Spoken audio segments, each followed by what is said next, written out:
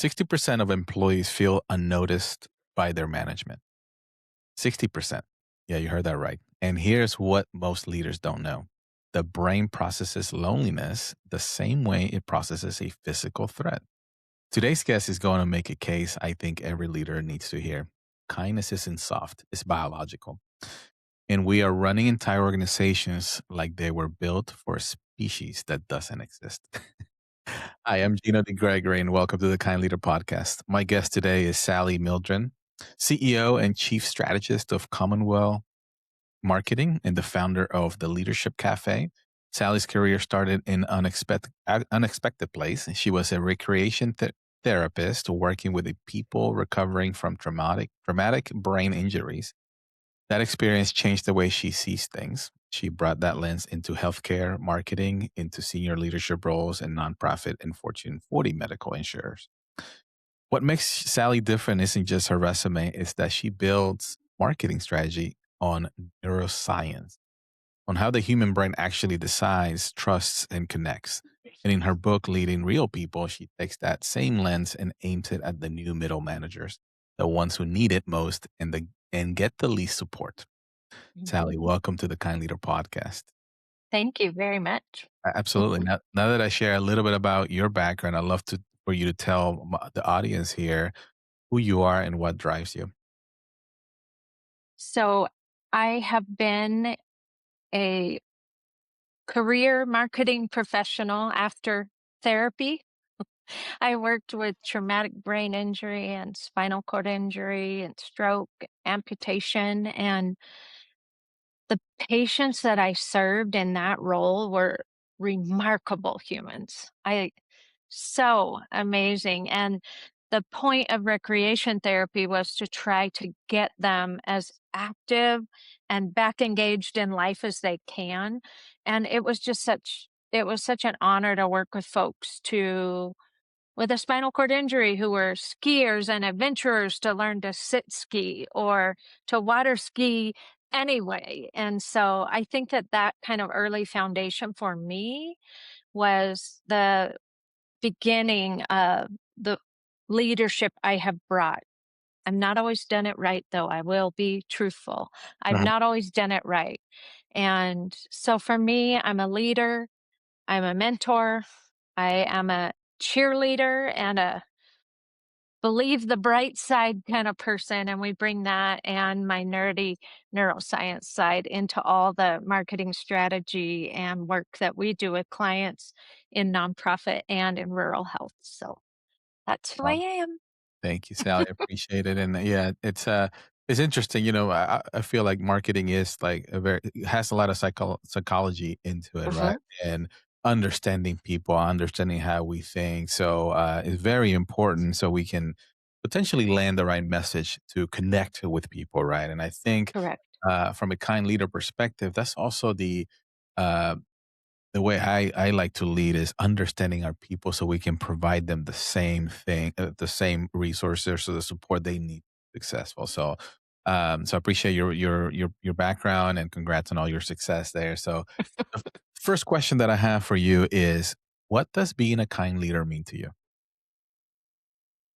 Well, to me, kind leadership is really human centric leadership, which means you're leading with empathy, with honesty, and yes, even love. And that might make a few people roll their eyes, but to me, that's the strongest and most effective form of leadership. And it doesn't necessarily mean that it's just nice. And you had a little episode that you shared about that, but kind leadership is one that's providing clarity, it gives vision, it's curious, it's open to input, and sometimes you even have to let people go.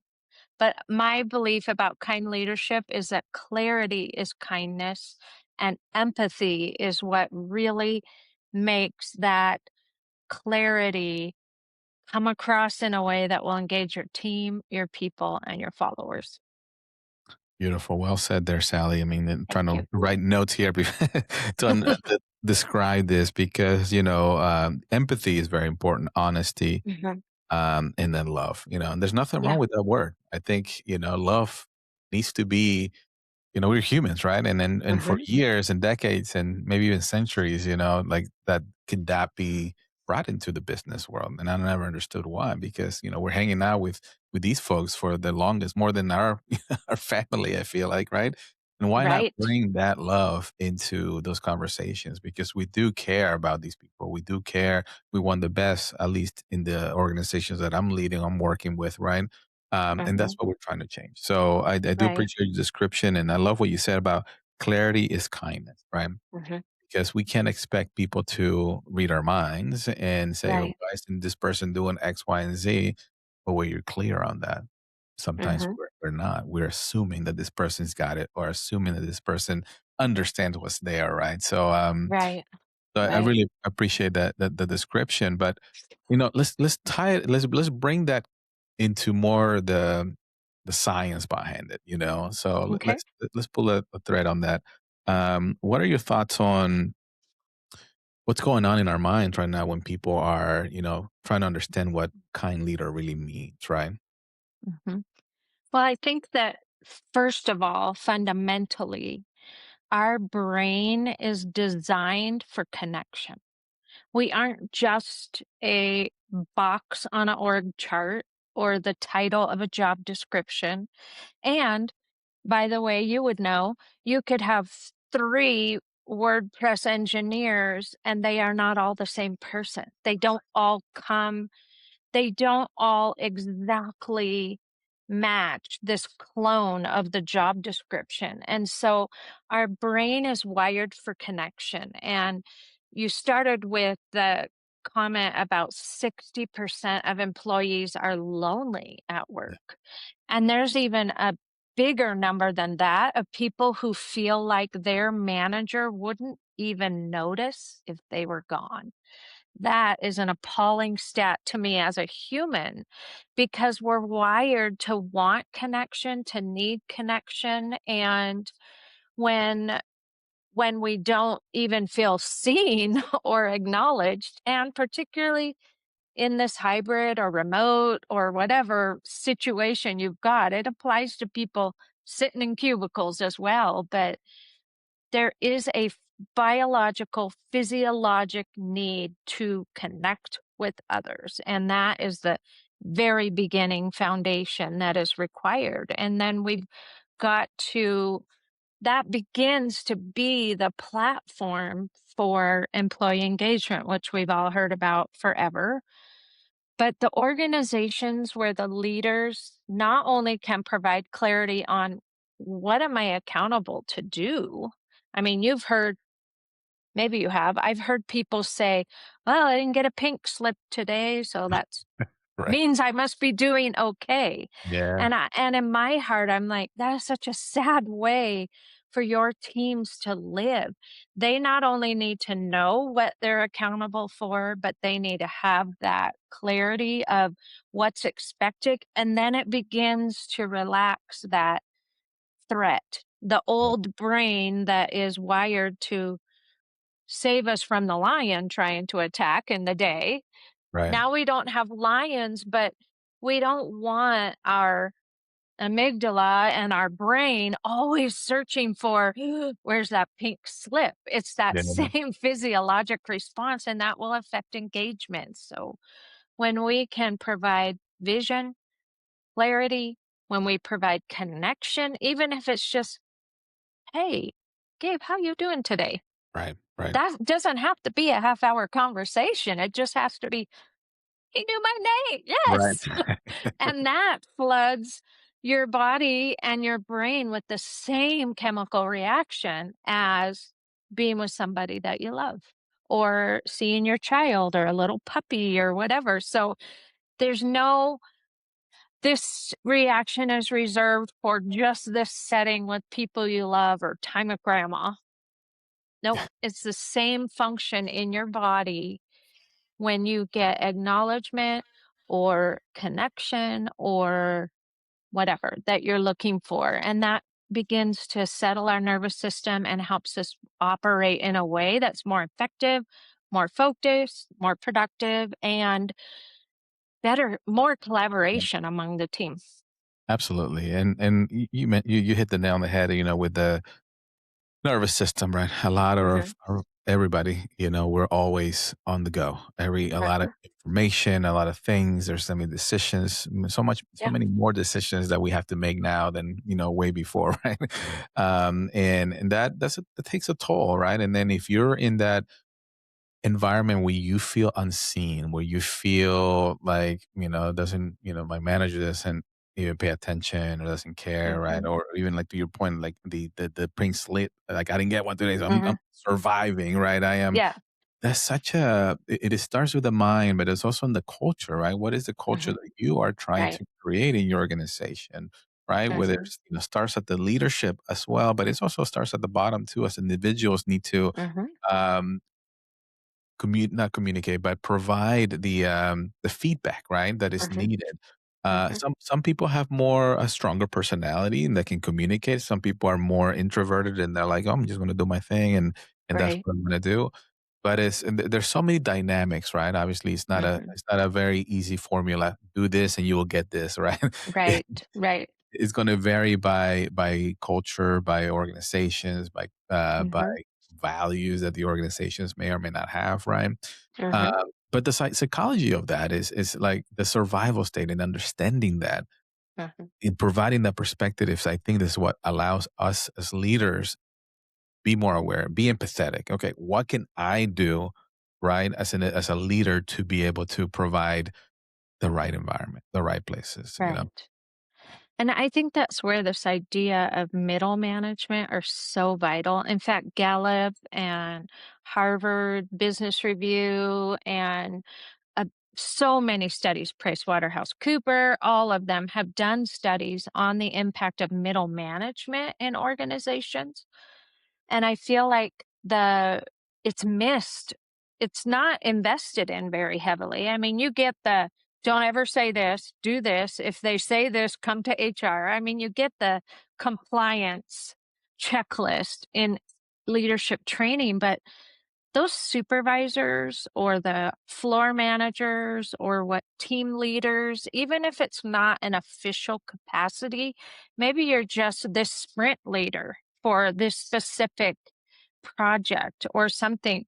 Those individuals have more impact on the bottom line Mm, money. We're talking real cash. 38% more profitable are the companies that invest in helping ensure that those leaders are empowered, that they know what they're listening for, that they can provide that, hey, how are you doing today? You did a good job there. Or, hmm, I'm, this is what I was thinking. How right, did you hear that? right. That kind of feedback really makes a big difference. And I think that those positions cannot be underrated in an organization or a structure where even I have a pretty small team. And when I've had a manager between me as the CEO and the staff are so much more comfortable and open and sharing. There's something Yeah. just weird about the dynamic of, "Ooh, you're the Yeah. CEO. I don't know what to say." And I try to be really approachable and helpful, but sometimes there's just this sense of, I shouldn't be talking to the CEO, Right. which isn't accurate in my case, but that any other layer of individual involved is really going to help your staff kind of keep them a little sheltered and a Right. little more settled down in my case. No, and it took me a while to not be comfortable with people not wanting to not wanting to talk to me, but not being there Yeah. for like, there's always a wall, right? I was like, "It's Yeah. okay." There's always that, "No, no, what if I say something?" And it's like, this person has the power Hmm. to just not, pay me Yeah. anymore or not be here anymore. So I think that's from our perspective. But at the same time, that's where I feel like I'm doing more of a awareness that, hey, we are all the same, right? I mean, I know Hmm. we all have Hmm. different responsibilities and different um, deliverables, let's say they have to do and things that they're tasked to do. But at the end of the day, we're all collectively working on the same Right. organization, trying to do the same thing. And it's easier for me to drive that because of our core values being kind, right? K and Mhm, D, and we talk about kind leadership, right? And empathy is something that is always big for me. And just to give you an example, as you're talking about middle layer kind of managers, I just recently had a conversation with one of them as it relates to, hey, your line, essentially, your business unit is not as billable as we needs to be, you know? And you know that, as a services company, it's like, "Oh, what's going on?" You know? And it's not so much about the billability that I'm concerned. I'm concerned more on the non-billable stuff. How are they spending that time to help mhm, contribute to the growth of the organization, right? Because right. and that's the piece that, sometimes he gets missed, but, this is not a podcast about billable or not billable, but I wanted to emphasize that the leader came to me and said, "Well, I need to change my mind and push more on billability, and I need to be more."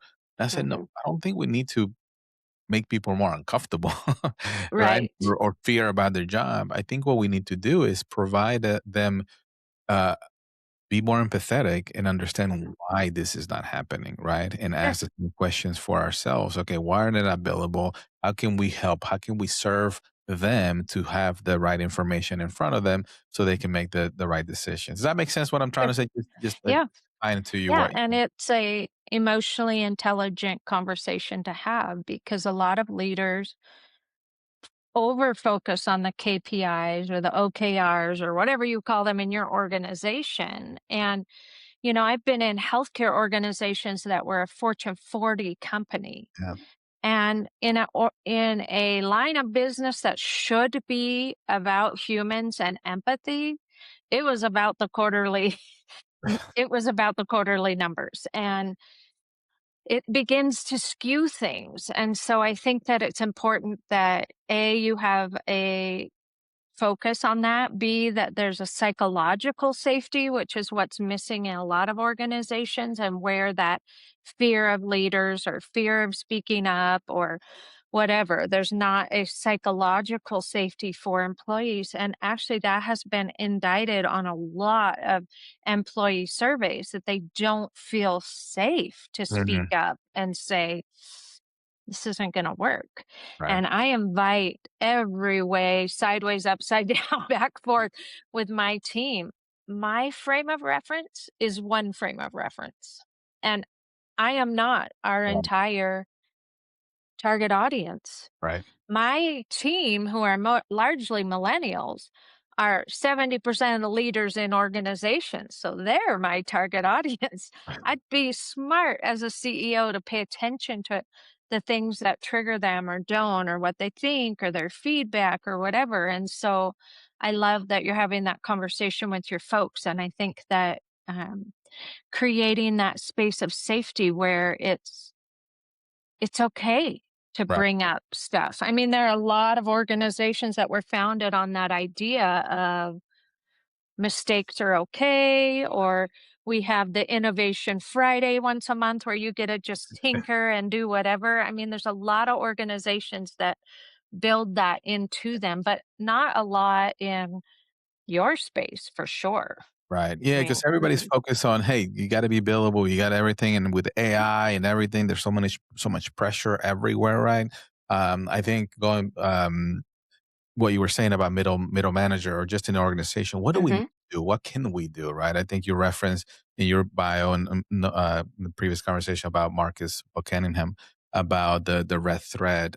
mhm, Why don't we understand what these people want to do, right? And if right. they focus on the 20% that they love doing Yes. the task, right? They genuinely love, they become more embedded and resilient and, Right. understand it because, oh, yeah, not only does my manager see me on who I am, they Mhm. understand the value that I can bring to the organization. Right. And that speaks Right. volumes, right? That allows someone to really be, okay, I'm not only valuable, I can deliver my value and contribute to the organization as a whole. And that connection right there is what makes it Mhm. happen. I mean, what are your thoughts on that?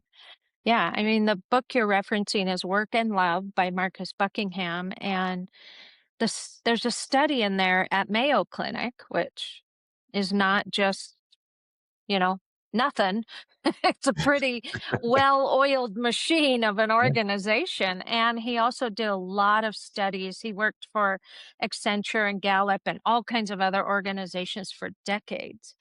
And just I think a lot of managers are almost afraid to find out what people like to do because, like, what if I can't let them do that? Or it has nothing to do with work, so it doesn't apply. You make widgets, do widgets, don't ask questions. But right. I think that it's important to know.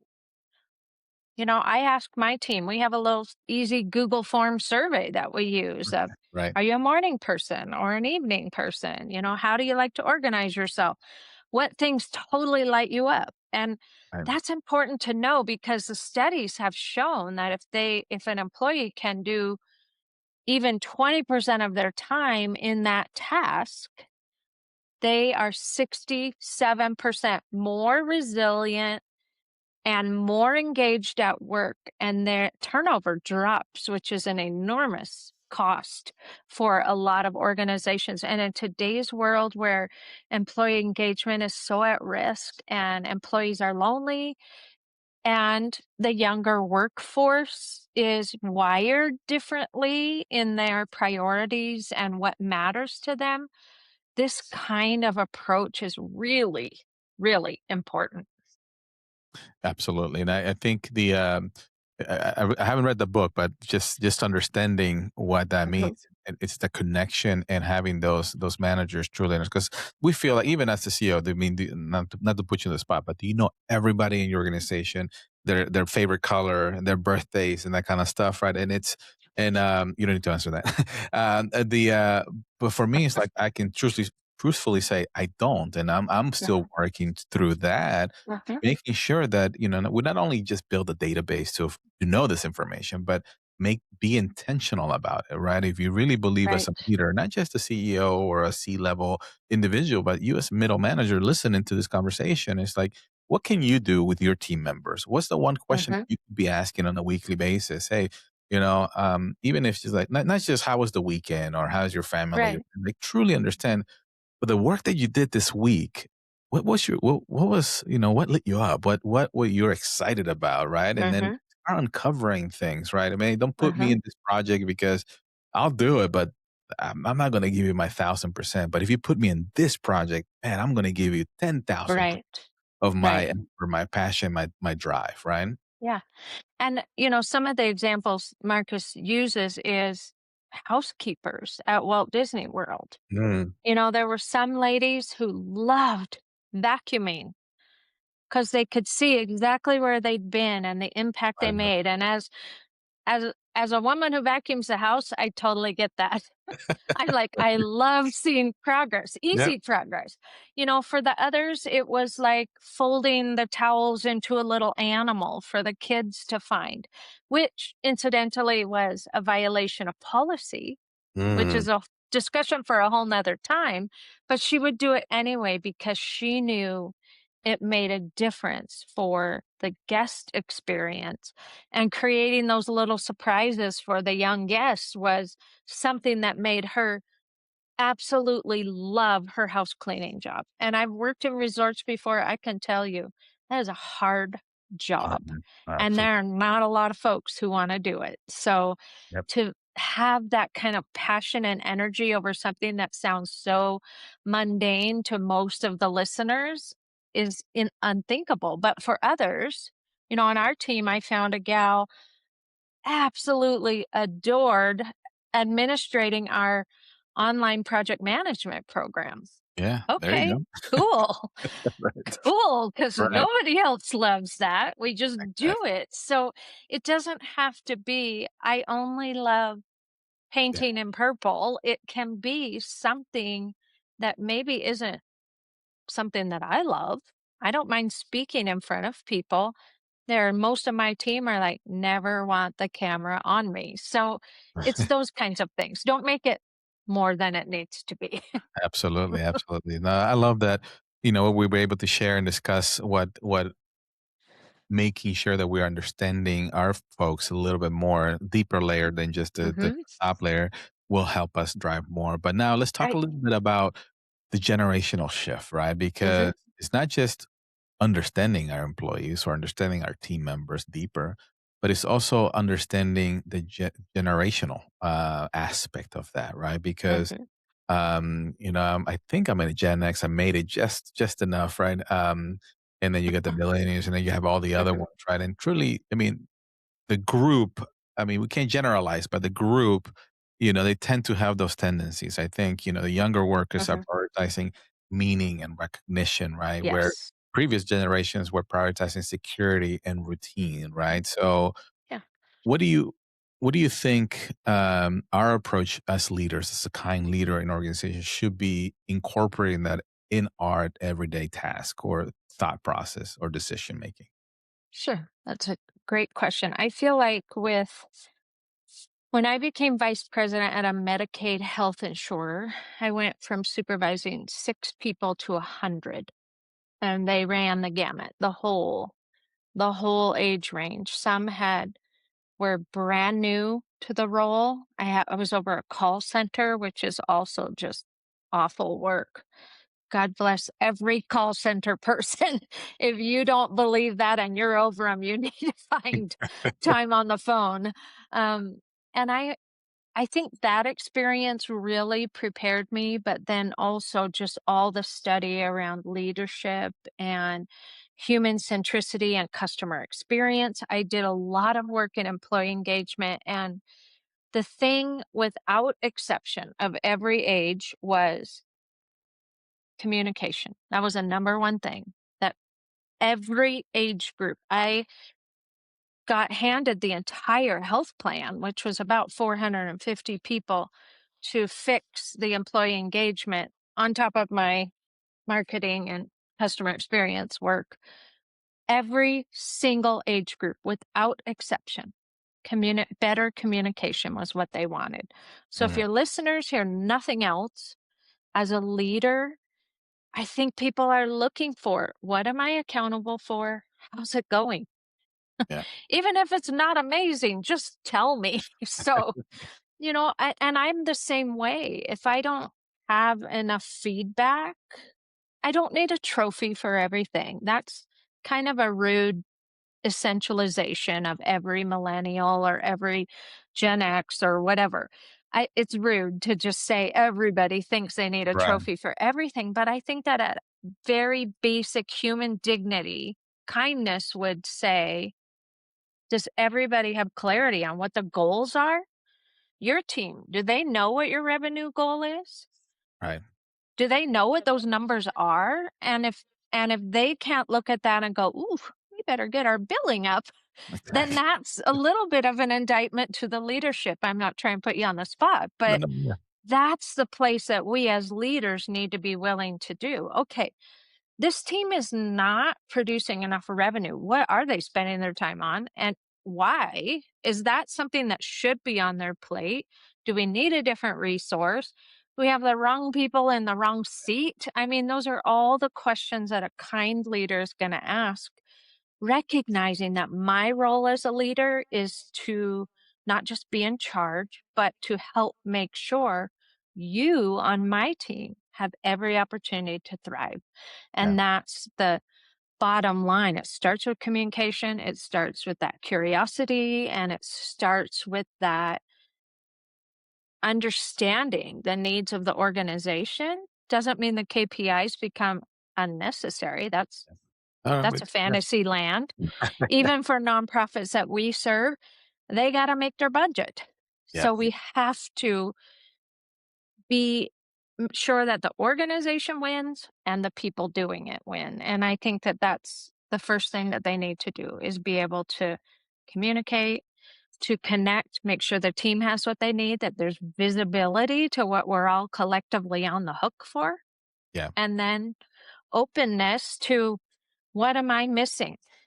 Yeah. Is there a better way to do this? And in that job as a vice president at Fortune 40, I found some things that were wildly improved by getting that collective input of the team. And in the meantime, That increased their engagement, it Yeah. increased their investment, it increased their visibility, and they started then mentoring their teammates, and it turned around some of the crankiest, angriest staff into literally people who were promoted to middle management because their value was recognized by just engaging them in the, "What am Yeah. I missing?" Absolutely. No, no, you said it very well. I appreciate it. That regardless of generational, Mhm, where you fall in, it's really about being clear on mhm. the vision, the goals, and the expectation of that individual where they belong. Right, Right? Because I think right. that is the missing piece a lot. And in the previous kind of like leadership philosophy was like, I'm the boss, you do what I tell you to do and execute, right? That doesn't work anymore, right? Oh, I can 100% attest that that is what the very first example in my book is. I'm the boss. Yep. And that is a miserable failure. And even more so today with millennial Gen A, they do not respond to that. Frankly, they don't, not that they don't care, they're respectful and they work hard, Yeah. but that's meaningless if we aren't collectively making a difference with the work that we're doing. And they're much more, again, at risk of essentialization, much more wired to work for companies that align to their personal ethos and their personal, ethics, or support things that they are really passionate about. They want their work to make a difference. They're Yeah. not going to be like my father who did work he hated.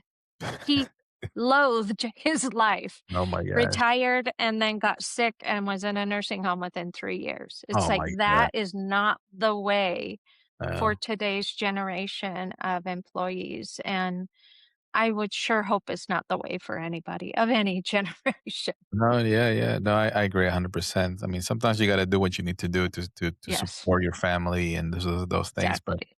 but at the same time, nowadays, there's more I would say more opportunities to kinda create your own journey in a way, right? Mhm.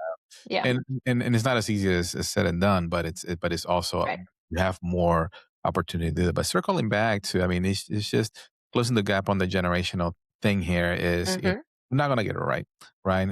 I have different generations in my organization, how some people react to others, it's something that I'm still navigating, continue to learn, but it's the curiosity on how we can become better as leaders mhm. is what allows me to become better. So the same message that I'm giving to the listeners here is like, it's not a simple formula, right? If I Right, do X, I'm gonna get Y, right? It's a continuation of you have to adapt and understand. And the more curious you are, the better you're going to continue to be and grow as a leader, is my perspective. right, right. And in my perspective, where you can engage your team in coming up with those solutions, you'll discover a lot about yourself, about them, and about the work that honestly can help elevate your company as a whole. When I'm willing to let go as the boss or the leader of all the vision and direction and recognize I'm 2 steps, 3 steps removed from a lot of the client work. What do I know? Not Yeah, all of it. yeah. And yet some of us in our own insecurity maybe Mm, will lead as if we have all the vision. And sometimes we need that round out that frame of reference with the people who are boots on the ground, face to face with the clients, getting that feedback on a daily. Those are the ones that really will have the ability to not only elevate you as a leader, but to elevate the organization. And absolutely. if you can be humble enough to allow that, I think you will be a leader worth talking about for decades. That'll be your legacy. There you go. Beautiful. Well said then. I know I've been asking all the hard questions for you. Let's go ahead and flip the mic. What do you think? And what's one question that you want to ask me? Well, as I thought about our conversation, I wanted to ask you, of all the leaders you've raised up over the years in your organization or are currently raising, what's the one thing you hope they'll carry forward When they leave, bravo. It has nothing to do with technology. Wow, nothing to do with technology. It's, I know we were talking about this, but this is who I am really. It's like I Mhm, really try to, at least in my circle, the people that I interact on a daily basis, right? I truly try to understand who they are as individuals, right? mhm, What drives and what doesn't work for them, and that same kind of mindset of the curiosity of truly knowing and connecting and caring about the individual is powerful, right? In many mhm, ways, right? And mhm, having that, take it, they take that and they take it out to another organization is I would not only be, appreciative of that, but humble that they were able to understand that and use that for their future success with other mhm. individual, right? Connection for me is critical, and I like to be I'm very passionate about where we're going. People feel that at the same time. Mhm, If something is not going the right direction, people will feel that as well. But I tend to more focus more on what's not working and how can I help you provide you with the right resources and the right things to be successful. But sometimes, to your point earlier, um, sometimes they're not in the right seat, and people need right, to right. be Yeah, adjusted. right. But yeah, so that's a great question. I mean, I appreciate you asking as it relates to the almost like a legacy, right? What I would like Mhm, for my folks to learn from me, and I hope that they are learning. And I have so many people that have come and gone, and I tell people about that. We can't expect people to be here 10, 20, 30 years. right. We used to be back in the day, right? So, Oh, you know, 3 years, you're really doing well.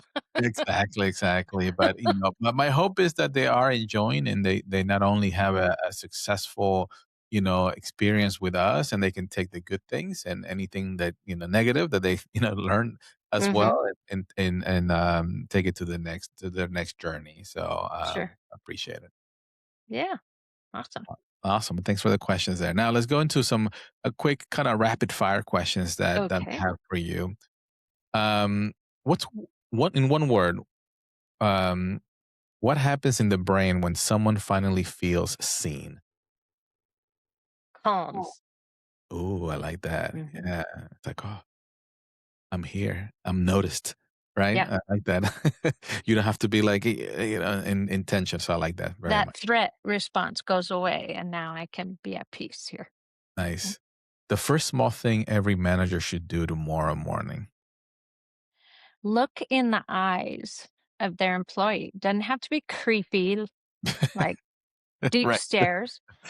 There is a chemical reaction that happens in your brain of dopamine, which engages connection and warmth and compassion when you make eye contact with another human. So if you just look in the eyes of somebody and say, "Hi, good morning." It doesn't even have to be a speech. Yeah. Just look in the face of the people you work with and say hello or greet them or, "How was your evening? Yeah, Any yeah. plans after work?" Whatever. Right. It's not That's that hard. beautiful, beautiful. Mhm. Thank you for that. Marketing or therapy? Which one taught you more about leadership? Marketing for sure. Yeah. Okay. Yeah. How so? Well, I think there is a bias, or at least if I had a dollar for every time somebody told me, "Oh, you're in marketing, you must be a good liar." Ugh, Oh, man. so offensive, first of all, to me as a human, because this Yeah, is yeah. not my ethos.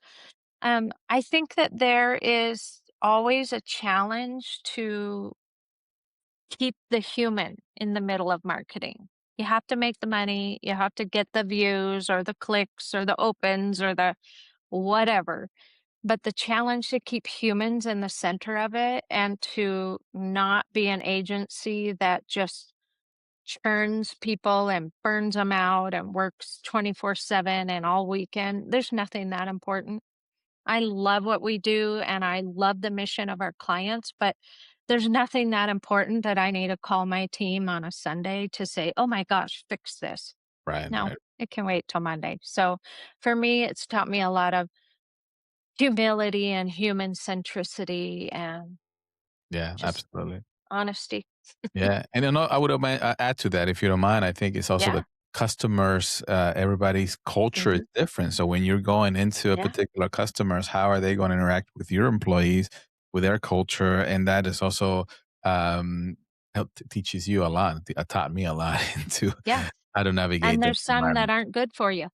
Exactly. I've learned that as well, where I have literally fired clients Yeah. for not being a right fit. And culturally, they chose to not be kind leaders in their organization, but they aren't going to get away with being unkind to my team for very long, because Exactly. that's when the mama bear is going to arrive and say, "No, this, I don't care how much money it is, it's just not worth it."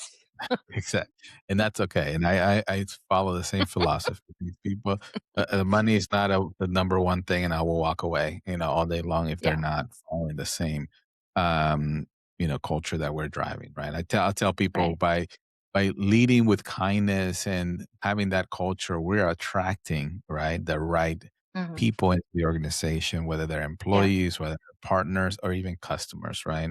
And the more we build exactly. that brand, the more we talk about, what is kind leadership means to a lot of people and what does it Hmm. mean into the organization, it really is attracting the right folks. So thank you. That's awesome. Um, so somewhere out there, there's a leader listening who didn't realize until this conversation how much their team might be quietly hurting in a way, right? They want to be Mhm. better. They just don't know where to start. What's the one truth you want to leave them with today? Human connection isn't just emotionally meaningful, it is biologically fundamental. And our brain is built that way. And when we have connection with our team through connecting deeply or during genuine conversation, eye contact enhances that. Shared, shared experience, whether it's just a song you all start your meeting with, or some kind of emotional attunement where you know if somebody's hurting and you offer I'm really sorry about the loss of your dog, your mom, whatever. Um, that is been proven to improve the collaboration of a team, to improve the productivity of a team, and to improve the overall health and engagement of the team as a whole. So it's not frivolous and it's not a nice bolt on. It's biologically fundamental to who we all are as humans. Doesn't have to be weird and creepy and tell me about your date with your girlfriend. No, you don't have Right, to do that, but you right. can have a meaningful conversation in a way that invites them to be seen and safe on your team. And that can only benefit the organization and the humans and you as a leader. You look better when they're better. Absolutely. Absolutely. Well said there. Thank you very much. I'm sure somebody listening out there will take that and hopefully improve their well-being, right? Their Yeah. life and the people around them. So Hmm. thank you for this conversation. It's been I feel like it's given me a different perspective on how I've been looking at some of this kind leadership. And I think a lot of leaders out there needed to hear this, right? What I'm talking my takeaway from this conversation is the brain wants to be seen. Yeah. The brain wants to be known, right? And the leader who learns to deliver that isn't being Hmm. soft. They're Right. meeting their team's most fundamental human need, right? Hmm. So I really appreciate that, expanding on that and really understanding the psychology and the science behind all of that, right? And to the audience, here's what I want you to do this week, right? Pick one person on your team. Find out one thing about what they love doing, not Hmm. what they're good at, right? What they love doing. Then create one small opportunity for them to do more of it. That's it, Hmm. right? One person, one thing, one week. Start there. It's a very small thing that you think, it's small, but it's going to create the ripple effect right around you, right? And it will allow you Right. to become that better kind leader, that better person in your organization. So, Sally, where can people find you? I'm on LinkedIn, Sally Mildren, or the leadershipcafe.com is our online leadership. community. If you're interested, check it out. We'd be glad to have you there. We talk about leadership and marketing and all the things there. Nice. And who can join that leadership cafe? Anybody, or just sign up, or how does that It work? Yeah, it's on Circle, but at theleadershipcafe.com, you will find all the information about it.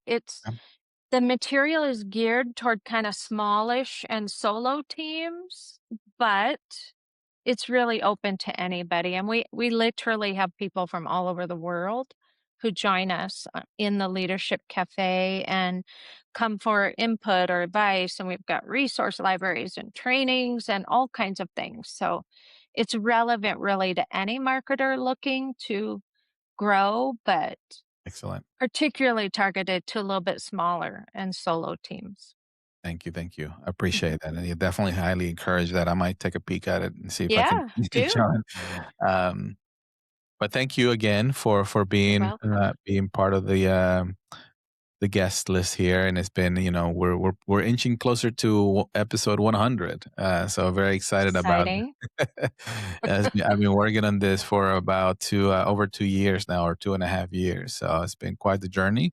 And conversations like this is what gets me excited, right? Like, because I get a different perspective and a different view, Mhm. and I get the audience to bring, that they can listen to those different perspectives. So thank you again for being part of it. You're welcome. It's my pleasure to be here. Thanks for having me. Absolutely. And for the audience out there, I appreciate you continue to join every week. And I value you. And if you find this useful, please share with others out there in the world. And I'll leave you with be kind, bring value, rise together. Have an amazing day, everybody.